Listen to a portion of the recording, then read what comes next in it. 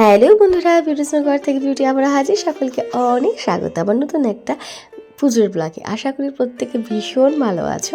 আমিও তোমাদের ভালোবাসা আশীর্বাদের পরিবার সুস্থ আছি, ভালো আছি। দিনটা ছিল 21শে ডিসেম্বর 2025। আর দিনটা অত্যন্ত একটা স্পেশাল দিন, কারণ এই দিনকে আমার ঠাকুর মহারাজ, আমার গুরুদেবের সঙ্গ ছিল আমার বাড়িতে। আমার আর আমার কর্তামশাই দীক্ষার দিন আলাদা হলেও আমাদের প্রায় 1.5 বছর হয়ে গেছিলো দীক্ষার, তাই আমাদের বাড়িতে কোনো সঙ্গ না হওয়ার জন্য সেদিনকে সঙ্গের দিনটা উপস্থিত ধার্য হয়েছিল।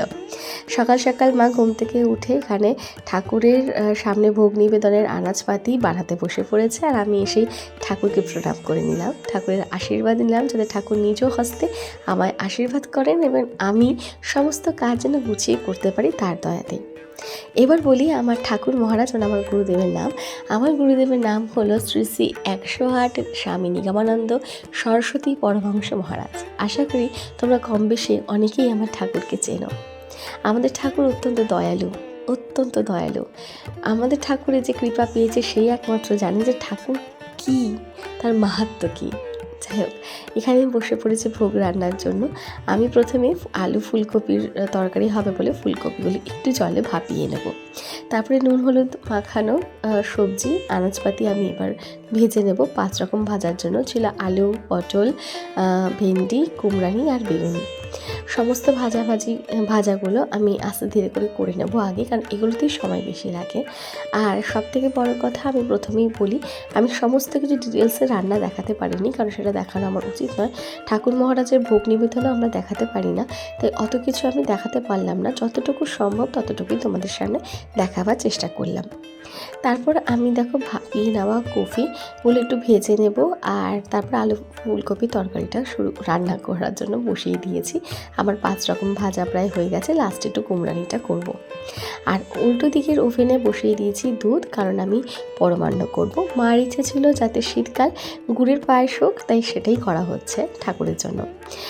কফিগুলো ভেজে নিয়েছি, এবার সেই তেলেই আমি গোটা গরম মশলা আর সাদা জিরে ফোড়ন দিয়ে বসিয়ে দেবো যা মশলাপাতি বাটাবাটি হয়েছে সমস্ত কিছু, আদা জিরা বাটা আর টমেটো বাটা সব কিছু দিয়ে আমি আলু ফুলকপি তরকারি মটরশুঁটি দিয়ে রান্না করব।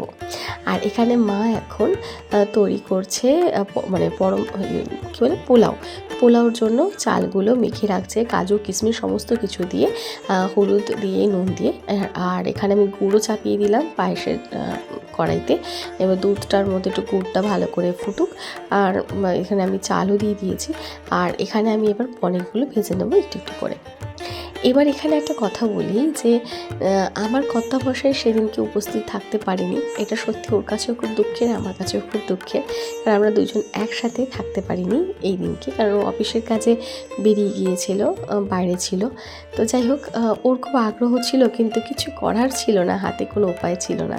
যাই হোক, এখানে কুমড়ানিও ভাজা হয়ে গিয়েছে। এবার ঠাকুরের পারসটা বেড়ে আমি ঠাকুরের সামনে ভোগ নিবেদন করব, তারপর ভোগ আরতি হবে। সমস্ত কিছু হওয়ার পর তোমাদেরকে ভোগ দর্শন করালাম। তোমরাও ঠাকুরের ভোগ দর্শন করো, আশা করি তোমাদের সমস্ত দুর্ভাগ্য কাটবে।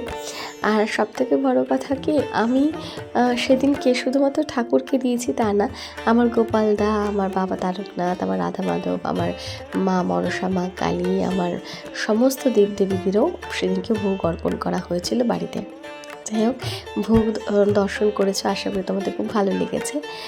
এবার নিচে ভোগ প্রসাদ পাওয়ার পর আমরা নিচে যাব। নিচে গিয়ে ঠাকুরের সামনে ঠাকুর যেখানে বসবেন ঠাকুর মহারাজ, সেই জায়গাটা প্রস্তুত করতে হবে, কারণ ঠাকুর মহারাজ বসবেন, আমার সব গুরু ভাই বোনরা সব চলে আসবে। আর যখন ভোগ প্রসাদটা মুখে দিয়েছিলাম, তার যে ঘ্রাণ, তার যে স্বাদ ছিল তা অতুলনীয়। তাতে ওই স্বাদ ঘ্রাণেই বোঝা যাচ্ছিল যে ঠাকুর মহারাজ ভোগটা গ্রহণ করেছেন। আর আমি যে এত আনন্দ সহকারে ঠাকুরের ভোগ রান্না করেছি সেটা ঠাকুর হয়তো বুঝতে পেরেছে, আর তাই হয়তো এত স্বাদ হয়েছে। যাই হোক, এখানে ঠাকুরকে বসিয়ে দিলাম। আর এই সমস্ত ছোটোখাটো ক্লিপিংগুলো আমার ছেলে করেছিল। আমি সত্যি কথা বলতে সেই সময় একদমই সময় পাইনি কিছু করার, এমনকি ঠাকুরের গলায় মাল্য দান করার সময়ও তোমাদেরকে ভিডিও করে দেখাতে পারলাম না, তার জন্য সত্যি দুঃখিত। ঠাকুর বসে পড়েছেন, আর ছোট ঠাকুরের আসনও তৈরি হয়ে গিয়েছে। এবার উপর থেকে আমার জগন্নাথদা, বলরামদা, সুভদ্রা দিকে আর আমার গোপালদাকে নিয়ে আসবো।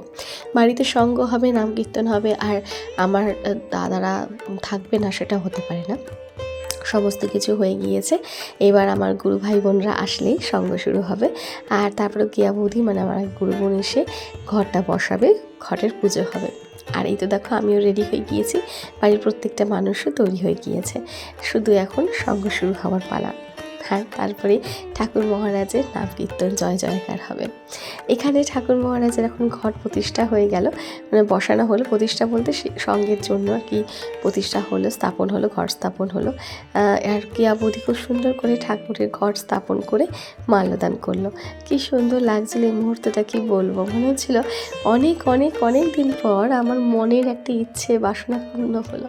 আর ঠাকুর মহারাজ যখন ওখানে বসে আছেন দেখে মনে হচ্ছে, মানে ঠাকুর মহারাজের একটা কথাই আমাদের গুরুদেবের, যে 3 জন মিলে যদি আমাকে আহ্বান করেন আমি সেই সময় সঙ্গে উপস্থিত থাকি।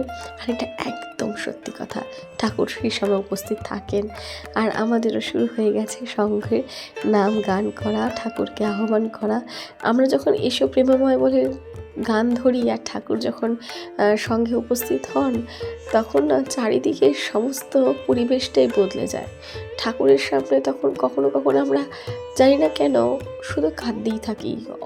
মানে এখন আমার চোখ দিয়ে জল পড়ছে যে ঠাকুরের সামনে আমরা কী করে কাঁদি। ঠাকুর সব জানেন, ঠাকুরের কাছে কোনো মিথ্যে কারচুপি কিছু চলে না, ঠাকুর সবটুকু জানে।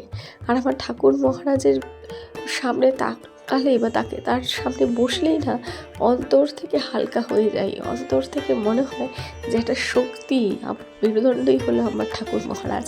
আর সব থেকে বড় কথা, আমার ঠাকুর মহারাজের শরীরের অর্ধেক অংশে আমার মা বাস করেন। আমার ঠাকুর মহারাজ স্বয়ং শিব, আমার ঠাকুর মহারাজ স্বয়ং জগন্নাথ। তার প্রমাণ আমরা পেয়েছি, তার প্রমাণ অনেকবার সেটা তিনি দিয়েছেন, আর সেটা সবচেয়ে বড় কথা। এবার ঠাকুর মহারাজের পুজো শুরু হয়েছে, তারপরে হবে মঙ্গল আরতি।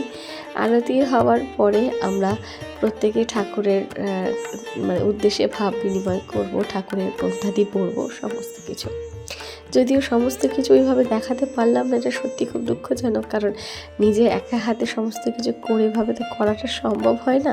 যতটুকু পেরেছি, যেটুকু পেরেছি তোমাদের সামনে দেখাবার চেষ্টা করলাম। আশা করি এটাই তোমাদের কাছে অনেক ভালো লাগার জায়গা হবে।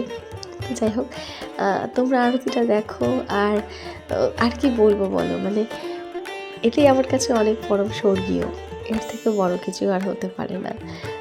আমি এই প্রথম হয়তো কোনো ব্লগে কন্টিনিউ ভয়েস ওভার দিয়ে যাচ্ছি, মাঝখানে কোনো গ্যাপিং দিতে পারিনি, কারণ গ্যাপিং দেওয়ার মতো কোনো জায়গাই নেই। কারণ ঠাকুর মহারাজকে নিয়ে বলছি, সেখানে গ্যাপিং কী দেবো বলো, কিছু দেওয়ার নেই। যাই হোক, এখানে আমাদের মঙ্গল আরতি হওয়ার পর ভাব বিনিময় হওয়ার পর আবারও গান ধরা হয়েছে, শান্তি দাও। আর এই গানটা আমার ছেলের রিকোয়েস্টেই করা হচ্ছে। ঠাকুর মহারাজ হয়তো এই গানটা সেদিনকে শুনতে সত্যিই চেয়েছিলেন যে একবার এই গানটা ধরা হোক, আর সেই গানটাই গাওয়া হচ্ছিল। আর এত সুন্দর একটা পরিবেশ, মানে আমার বাড়িটা যেন মনে হচ্ছে স্বর্গের মতো। যাই হোক, সমস্ত কিছু শেষ হলো। আমার সকল গুরু ভাই বোনরাও বিদায় নিয়েছেন, প্রসাদ পেয়েছেন। তো চলো আজকের মতো ব্লগটা এখানেই শেষ করছি। কেমন লাগলো অবশ্যই তোমরা জানিও কমেন্ট সেকশানে। ভালো লাগলে লাইক কমেন্ট শেয়ার করো, আর পাশে থেকো, সঙ্গে থেকো। ইউটিউব থেকে দেখলে প্লিজ সাবস্ক্রাইব করো, ফেসবুক থেকে দেখলে প্লিজ ফলো বাটনটা প্রেস করে দিও। সঙ্গে থেকো। টাটা। জয় গুরু, জয় গুরু।